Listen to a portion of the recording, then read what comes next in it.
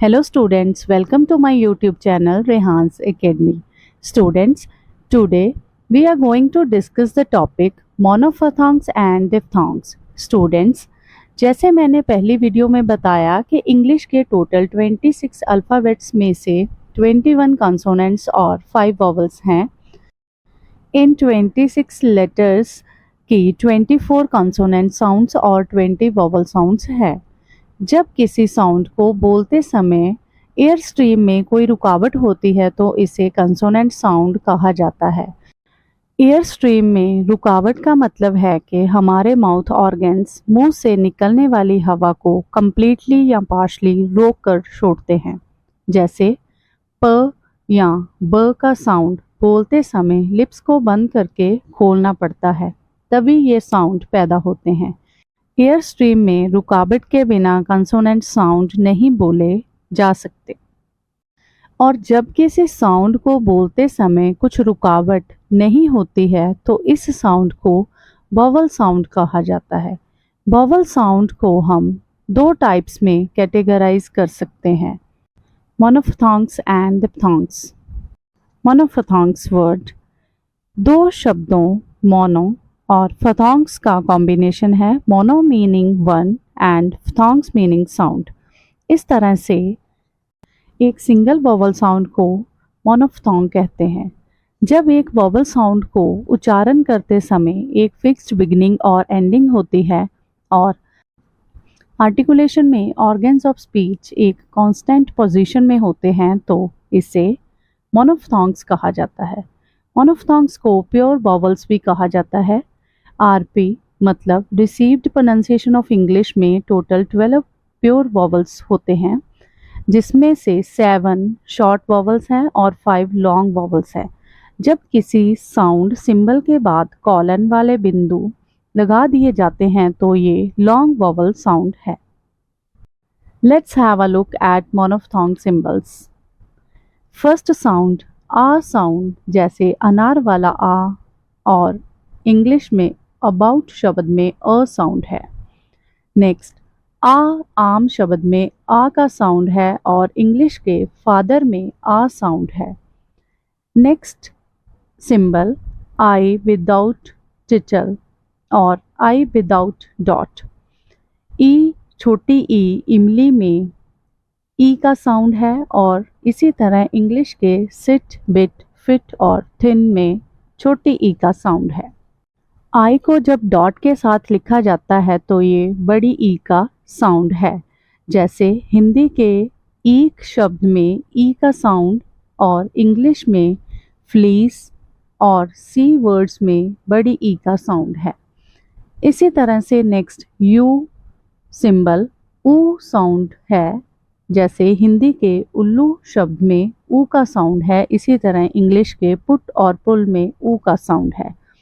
You को dots के साथ जब लिखा जाता है तो ये बड़ा ऊ का सिंबल है। जैसे हिंदी के ऊन शब्द में ऊ का साउंड है, इसी तरह से इंग्लिश में टू और T double O two words में ऊ का साउंड है। नेक्स्ट सिंगल ई ए का साउंड है, जैसे इंग्लिश के वर्ड्स ड्रेस और बेड में ए का साउंड है। इसी तरह से नेक्स्ट साउंड ए है, जैसे हिंदी के ऐनक शब्द में ए का साउंड है, इसी तरह से इंग्लिश वर्ड्स ट्रैप और बैड में ए का साउंड है। नेक्स्ट है ओ, जैसे हिंदी के शब्द ओखली में ओ का साउंड है, इसी तरह से इंग्लिश के वर्ड्स लॉट और डॉग में ओ का साउंड है।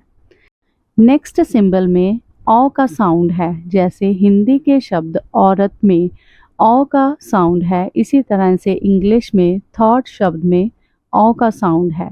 नेक्स्ट ओ साउंड अंगूर शब्द में ओ का साउंड है, इसी तरह से इंग्लिश के वर्ड्स मड और लव में ओ का साउंड है। नेक्स्ट साउंड अर्थ का साउंड है। स्टूडेंट्स, हिंदी में ये साउंड एग्जिस्ट नहीं करती और इंग्लिश के नर्स और स्टर वर्ड्स में अर्थ साउंड नोट कर सकते हैं। स्टूडेंट्स, वॉवल साउंड की नेक्स्ट टाइप है डिप्थोंग्स।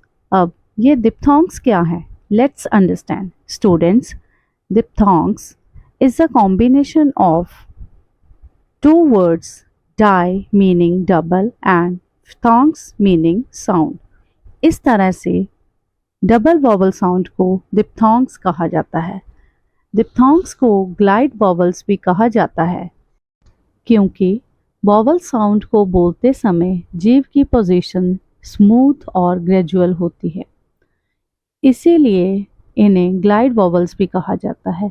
आरपी मतलब रिसीव्ड प्रोनाउंसिएशन ऑफ इंग्लिश में 8 ग्लाइड वॉवल्स जहाँ डिप्थोंग्स है। Let's have a look at this symbols. Students, ए और ई का साउंड जैसे फेस, फ्रेज। नेक्स्ट साउंड है आ और ई का साउंड जैसे प्राइस, प्राइस।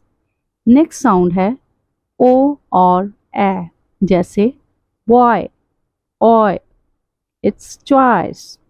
नेक्स्ट साउंड है अ और ओ का साउंड जैसे now, show.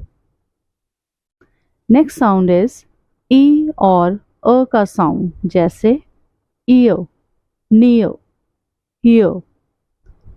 Next sound is ए और अ, air, fair. Next sound is ऊ और ओ, पुअर जैसे पुअर और चूरी। Thanks for watching this video. Kindly like, share and comment. Subscribe my YouTube channel Rehan's Academy. Thank you.